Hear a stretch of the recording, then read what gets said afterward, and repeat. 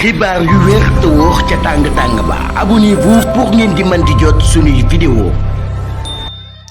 jaajëfal nañu leen ci ànd bi ak Buzz 221 HD ni ñu koy defee saa su ne rek di leen indil ay xibaar la ca gën a fees tuuma yi nga xam ne nag tegu na ci kaw mbër mi la nekk itam koo xam ne ku ràññeeku la lool fii ci réewum Sénégal di wuyoo ci Zarko ginnaaw honorable Tamidou bi mu taxawee ci kanamu ministre de la justice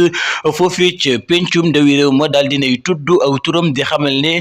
xamal ministre de la justice ne ko kii nga xam ne moom moo di Zarko bokkoon na ci ñi nga xam ne nag ay nervi lan waaye itam bokkoon ci ñi nga xam ne ñoom ñoo doon recruter nervi yi foofee ca Grand Yoff mu mel na nag mbir mu ni mel metti na lutteur bi nga xam ne nag moom moo di Zarko ginnaaw tuuma yi ki nga xam ne nag moom moo di honorable Tamidou teg na ko ci ndoddam di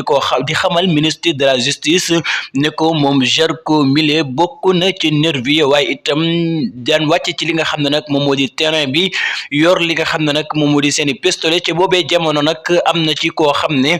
faatu na foofee ca Grand Yoff loolee nag la daal di bëgg mu daal di leer kon nag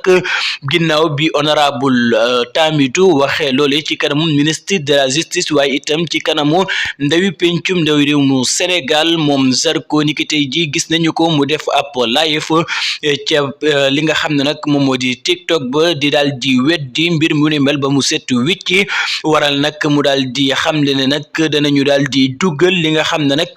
moom moo di ab plainte contre député bi nga xam ne nag moom moo di honorable Tamidou ginnaaw tuuma yi mu teg ci ndoddam di wax ne nag bokkoon na ci ñi nga xam ne nag ñoom ñoo di nervi waaye itam bokkoon itam ci ñi nga xam ne ñoo daan recruter li nga xam ne moom moo di nervi yi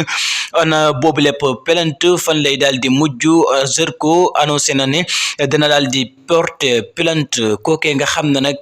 moom moo di honorable Tamidou mu indi ci li nga xam ne nag moom moo di ay leeral bu ko defee askan wi mën a xam mbir mi fan lay daal di mujjee waaye itam ci kanamu ministre de la justice la ko waxee.